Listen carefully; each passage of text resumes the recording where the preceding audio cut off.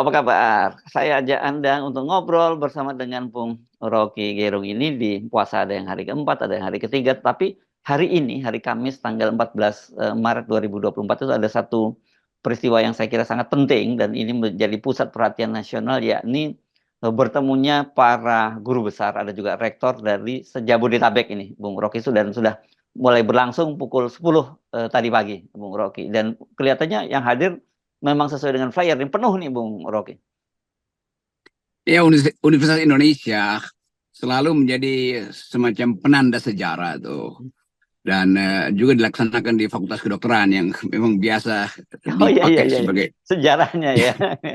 Ya, ya, ya. Iya, itu dari soal 66, soal 98 juga di situ tuh. Dan kita tahu bahwa simbol itu bukan sekedar menunjukkan ada protes politik, dan memang itu isunya isu politik, tapi protes yang bersifat peradaban, itu memulihkan peradaban demokrasi.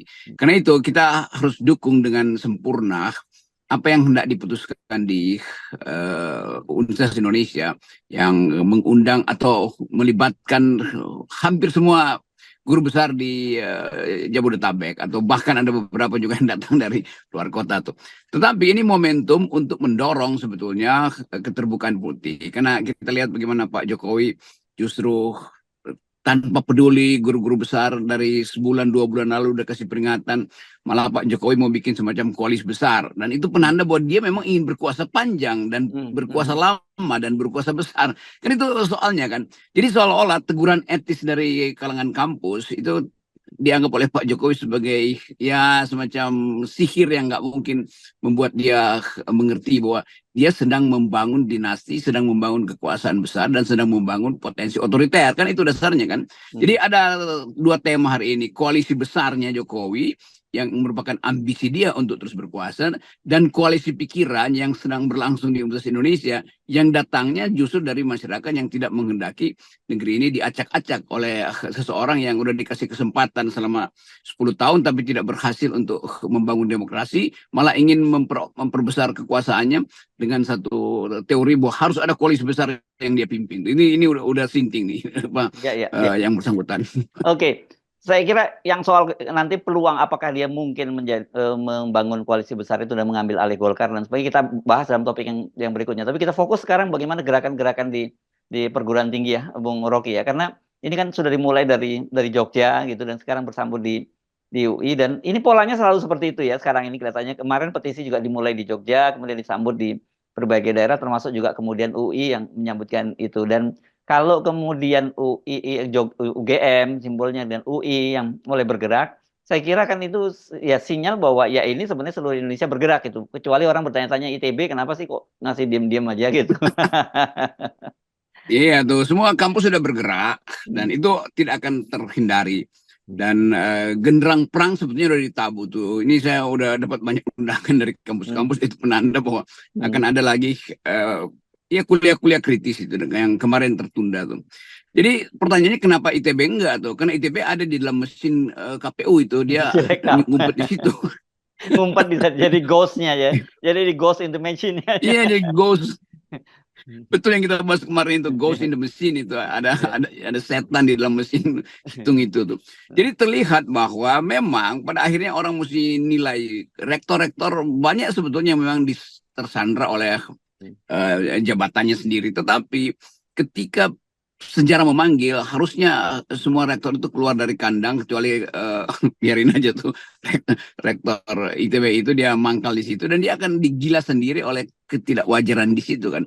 Jadi ketidakwajaran akan menggilas dirinya sendiri tuh. Tetapi mahasiswa pasti akan turun, mahasiswa ITB itu, dan kita mulai merasa bahwa memang momentumnya sudah tiba tuh. Jadi semua omongan mau Muldoko lah, mau Pak Luhut segala macam itu nggak akan berguna lagi tuh, karena kehidupan kita sudah menemukan kembali arus sejarah itu, arus sejarah gerakan akademis, arus sejarah gerakan kampus. Dan penanda pertama adalah berkumpulnya teman-teman pengajar, dosen, dan mahasiswa atau akademisi di kampus perjuangan Salemba 4. Iya. Sebenarnya ITB kalau dibilang nggak bergerak juga nggak pas. Saya minta maaf lah ya kalau kita ledek-ledek. Tapi memang secara formal kan belum ada gerakan dari ITB. Saya kemarin dengar juga ada bagaimana dosen-dosen ITB yang sangat kritis juga mempersoalkan itu gitu, Bung Rocky. Iya, banyak dosen ITB, banyak teman-teman saya juga dosen ITB yang merasa bahwa oke, kami tetap akan turun ke jalan bahkan karena tradisi itu berlaku di kalangan terutama karena angkatan 78 dulu tuh. Kalau Ya. Malari mungkin terlalu jauh 74. Ini anak-anak 78, Mm-mm. beberapa teman saya juga beberapa senior saya dari ITB menganggap bahwa itu akan dimulai juga dengan semacam tuntutan dari Bandung tuh yang motornya ITB, alumninya terutama dan Unpad. Jadi akan terbangun satu orkestrasi baru yang memang nggak mungkin dihindari oleh sejarah kan.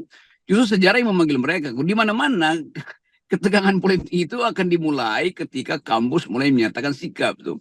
Kan itu intinya tuh. Jadi bersiaplah bahwa arus besar perubahan itu yang didasarkan pada keinginan untuk memulihkan demokrasi itu akan dimulai dari kampus-kampus. Jadi Gerindra, Golkar, Demokrat, segala macam lah. Tenang-tenang aja sebetulnya. Karena toh yang disasar itu bukan kalian. Kalian itu adalah partai politik. Yang disasar adalah kekuasaan di belakang kalian. Itu kedudukan Presiden Jokowi. Jadi sebetulnya bergabung nggak bergabung juga nggak ada pengaruh. Karena tetap masyarakat sipil menganggap bahwa Jokowi memberantakkan demokrasi. Termasuk mengaduk-aduk Golkar, mengaduk-aduk P3, mengaduk-aduk PDIP, kan itu dasarnya kan. Jadi ini bukan kemarahan terhadap partai, sekali lagi potensi kemarahan itu justru diarahkan pada Presiden Jokowi. Kenapa? Karena dia yang kita nilai atau dinilai oleh kampus sebagai sedang membangun jejak otoritarianisme. Ya, Erlangga tetap Demokrat lah, Ibu Mega Demokrat, Pak SBY Demokrat, Pak Prabowo Demokrat karena memulai tradisi dengan berpartai. Tetapi Jokowi justru mau mengacak-acak tradisi itu. Apalagi dengan membangun koalisi besar, kan itu menghina partai-partai sebetulnya. Ya, jadi saya kira partai-partai tenang-tenang saja dan kalau perlu dukunglah walaupun diam-diam gitu ya di belakang gitu ya. Karena ini akan menguntungkan mereka kok kalau gerakan ini nanti sukses ya, Bung Rocky ya. Betul, saya ngerti itu di Gerindra banyak dosen juga di situ tuh. Yang dulu namanya Forum Rektor kan itu juga kalangan akademisi yang diam-diam sebetulnya menganggap ada yang nggak benar tuh di dalam koalisi. Karena itu mereka pasti mensponsori teman-teman dosen mereka tuh. Walaupun mereka terkait dengan kedudukan mereka di partai-partai. Golkar juga begitu tuh. Anak-anak muda Golkar tuh saya tahu percaya bahwa gerakan mahasiswa akan kembali ke jalan tuh. Dan Golkar pasti anak-anak mudanya itu siap-siap untuk mendukung. Yang agak konservatif kan cuma elit-elitnya kan. Tetapi juga banyak elit Golkar yang bahkan udah sangat senior yang mendukung ini. Tentu saja Pak Yusuf Kala, Pak Abu Rizal Bakri juga pasti diam-diam juga senang dengan gerakan semacam ini. Sama seperti Abu Rizal Bakri juga diam-diam dulu senang dengan gerakan 98 lalu mensponsori banyak gerakan. Kan kita tahu lah itu. Karena mereka tuh aktivis tuh. Ical, Abu Rizal Bakri dulu aktivis mahasiswa. Pak Yusuf Kala juga aktivis mahasiswa. Kita nggak tahu Erlangga tuh apakah dia pernah jadi aktivis mahasiswa. Tetapi ini baliknya yang kita sebut aktivisme itu. Jadi kedudukan mereka sekarang adalah kembali jadi aktivis. Dan mereka yang pernah merasakan dunia akademisi dan aktif di kampus-kampus juga akhirnya tergerak untuk kita reuni ya untuk demo di jalan-jalan lagi kan. Itu yang terjadi kan. 98 itu juga belum terlalu lama sebetulnya dalam ingatan mereka yang pernah jadi mahasiswa di 98 dan sekarang mereka mungkin jadi kelas menengah dan bersiap-siap juga untuk ikut meramaikan demonstrasi nanti. Ya, iya. Nah, ini saya kira ya memang agak aneh. Saya nggak tahu Pak Jokowi itu tidak paham, tidak peduli, atau orangnya memang keras kepala begitu, sehingga menganggap semua gerakan tidak ada, atau karena saya mungkin kalau saya positif thinkingnya kenaifan dia begitu. Jadi dia tetap abaikan saja karena toh selama ini dia mendapat bukti gua mau apa aja juga bisa terwujudkan kok gitu. Mau korban berjatuhan seperti apa nggak ada pengaruhnya buat gua kan kira-kira gitu loh Bung Rocky yang saya banyak pertanyaan orang itu terhadap Pak Jokowi. Saya kira ini kombinasi antara keras kepala dan semacam pamer kekuasaan kira-kira itu tuh. Tetapi masalahnya kalau keras kepala memang ngapain keras kepala atau emang ada isinya tuh sehingga mesti dibuat keras supaya nggak tumpah isinya misalnya kan. Kan kita berpikir begitu tuh. Demikian juga kalau mau pamer kekuasaan, ngapain Jokowi pamer kekuasaan? Kan dia nggak mungkin memerintahkan tentara atau angkatan darat misalnya untuk seperti kemampuan Pak Harto atau kepolisian bahkan. Jadi betul-betul dia mimpi bahwa dia sangat besar kan. Jadi sebetulnya ini jebakan pada beliau sebetulnya itu dan jebakan pada keluarganya atau jebakan pada dinastinya, jebakan pada Gibran yang masih muda, Kaisang juga yang masih muda tuh diseret oleh bapaknya untuk main politik kan itu gila kan. Jadi ini Jokowi betul-betul memanfaatkan anak-anak beliau itu yang sebetulnya masih harus sekolah atau belajar di LSM, disuruh paksa masuk dalam politik. Nah, itu yang saya sebut sebagai dia Jokowi melanggar undang-undang pelindungan anak itu. Kan mestinya anak itu ada di rumah, di sekolahin baik-baik gitu. Ya, Jadi ya. sekali lagi itu yang akan terjadi tuh. Nah, bayangkan misalnya anak-anak muda sekarang itu yang Gen Z segala macam melihat bagaimana Jokowi sebagai bapak justru berbuat curang pada generasi baru melalui dua anaknya itu kan. Jadi sekali lagi kita bukan cuma dua anaknya, sekarang mungkin ipar-iparnya juga atau menantu-menantunya disuruh untuk terjun ke dalam politik. Ya. Padahal ini adalah wilayah orang dewasa itu. Anak-anak itu yang mesti disuruh Waktunya tidur siang. waktunya bermain juga, tidur siang dan bermain ya. itu itu itu sebabnya yang saya sebut Pak Jokowi ini keras kepala sekaligus ingin pamer tuh. Padahal sebetulnya ya dalam 2-3 bulan lagi kan Jokowi udah selesai tuh. Ya, ya, ya. Nah itu dia yang menarik. Katakanlah begini, katakanlah Pak Jokowi memang nggak suka baca, jadi dia nggak tahu soal sejarah. Tapi kalau kita bicara soal Pak Harto, pasti pasti Pak Jokowi tahu dong siapa Pak Harto dan seperti apa sih kuatnya Pak Harto gitu ya.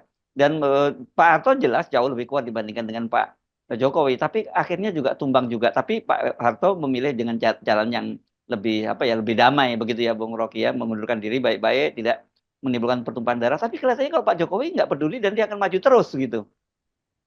Iya karena tadi itu kepalanya terlalu keras dan Mm-mm. sebetulnya keras itu kan mestinya menyimpan sesuatu supaya Mm-mm. supaya terlindungi. Kalau nggak ada yang terlindungi ngapain keras kepala kan dasarnya itu. Maksudnya isi kepalanya itu. Kita Ya. mau bikin perumpamaan ini satir ini untuk menunjukkan bagaimana gagasan itu tidak ada di dalam kepala Pak Jokowi kan. Mhm. Dari awal dia tidak mengerti demokrasi yang sering kali saya terangkan bahwa dari awal dia justru sudah mengucapkan dia tidak memerlukan oposisi itu. Dari awal dia menginginkan supaya bagian yang tukang kritik itu disuruh pindah ke luar negeri aja tuh. Lalu bahasa pembantu-pembantu dia seperti Pak Luhut mengatakan, walaupun Hmm. Pak Luhut mungkin secara bercanda ya kalau nggak suka ya keluar aja dari Indonesia kan. Tetapi itu juga penanda bahwa kekuasaan itu mulai menggumpal dan gumpalan itu makin terlihat dengan upaya Jokowi untuk membangun kekuasaan itu sampai ke akar rumput dan keinginan dia untuk mengambil alih Golkar, mengambil alih PSI, mengambil alih PDP, segala macam hal itu kita bayangkan sebagai ambisi dia. Kita nggak ngerti apa ambisinya sebetulnya. Buat apa ambisi itu? Berarti ada sesuatu yang dia takutkan kalau nanti dia nggak berkuasa lalu dibongkar. Soal ijazah lah, soal money laundering lah, soal macam-macam kan. Jadi kelihatannya Jokowi sendiri ketakutan dengan hidup dia. Itu intinya kan. Ngapain Ya. dia takut dengan hidupnya kalau dia merasa dia jujur, dia tidak pernah berbuat salah pada ulama, dia tidak pernah berbuat salah pada mahasiswa, pada buruh. Kan mestinya dia damai-damai aja kan. Jadi sayang sekali Pak Jokowi itu di akhir kekuasaannya, mimpi buruknya akhirnya menghantui dia. Ya, ya. Jadi Anda lihat apa yang terjadi di kampus-kampus ini sebenarnya kalau kemudian orang yang membaca sejarah, mengerti pergerakan, ini bukan gerakan yang bisa dianggap main-main, yang disepelekan gitu, yang diabaikan saja. Iya itu coba kita bayangkan bagaimana menghalangi guru besar bersama dengan mahasiswa dan LSM lalu datang ke jalan tuh. Ya 1-2 hari bisa dihalangi. Tetapi besok dia akan kembali lagi kan. Karena kampus sekali dia memutuskan kan ada takutnya tuh. Buruh mungkin masih dia bisa diancam-ancam dengan upah segala macam atau dibujuk dengan upah. Kalau mahasiswa dan dosen itu mau dibujuk dengan apa? Mereka udah putuskan silahkan DO, silahkan dipecat sebagai guru besar. Kan itu konsekuensi yang udah dihitung. Jadi nggak mungkin ini berhenti itu. Apapun. Coba kalau kita bayangkan nanti seluruh dosen akan dipecat Jokowi. Itu artinya kampus selesai. Nggak ada lagi kegiatan akademis kan. Hmm. Jadi Jokowi tidak pernah paham bahwa value itu, moral itu, etika itu perlahan-lahan merambat. Kita sebut sebagai merangkak untuk mengepung dia tuh. Tetapi dia tidak punya kesadaran etik itu kan. Itu masalahnya kan. Dan justru di dalam sistem yang demokratis, terbuka segala macam hal, dunia internasional juga melihat hal yang sama bahwa Jokowi ambisinya gila-gilaan. Jadi Ya. itu yang menerangkan mengapa kampus itu menjadi sinyal bagi dunia untuk melihat Indonesia buat akan terjadi instabilitas di dalam negeri. Udah pasti itu. Nah Ya. itu penanda mungkin dua hari lagi itu kurs mulai naik, lalu investor mulai menunggu segala macam tuh. Maka IKN pasti akan gagal atau akan terbengkalai segala macam. Jadi ini semua kompleksiti yang nggak pernah dipahami oleh Pak Jokowi karena memang beliau tidak punya kapasitas untuk berpikir lebih makroskopik atau lebih komprehensif. Ya, saya membayangkan kalau ada seorang guru besar yang turun ke jalan, nggak usah dia kemudian jadi korban penembakan atau apa, dia jadi korban kekerasan dari aparat saja. itu saya kira gemanya di seluruh dunia ya, bukan hanya Indonesia saja. Iya, itu masalahnya, bahwa ini betul-betul perlawanan moral tuh. Dan semua perlawanan moral itu terkait dengan backup seluruh dunia tuh. Nggak ada orang yang disakiti secara moral, seseorang yang teraniaya di Nigeria itu menyebabkan seluruh negara Arab itu jadi Arab Spring misalnya, karena itu soal moral. Jadi sebetulnya hal yang sama bisa berlangsung di Indonesia. Jangan sampai ada seseorang yang terluka atau tersakiti, dan itu akan menyebabkan gelombang besar tuh. Dan ini nggak dipahami. Ini betul-betul Jokowi nggak paham bahwa dia itu sebetulnya ada di ujung tanduk. Dia itu yang sering kita terangkan di FNN sedang menunggang macan, dan dia nggak bisa turun. Kalau dia turun dia diterkam macan. Kalau dia masih berada di atas punggung macan, dia akan kehabisan tenaga juga, diguncang-guncang. Siapa macan itu? Ya dia sendiri sebetulnya Ya, yang punya ya, ambisi itu. ya, Jadi ya. dia menunggang ambisinya sendiri dan dia takut untuk turun.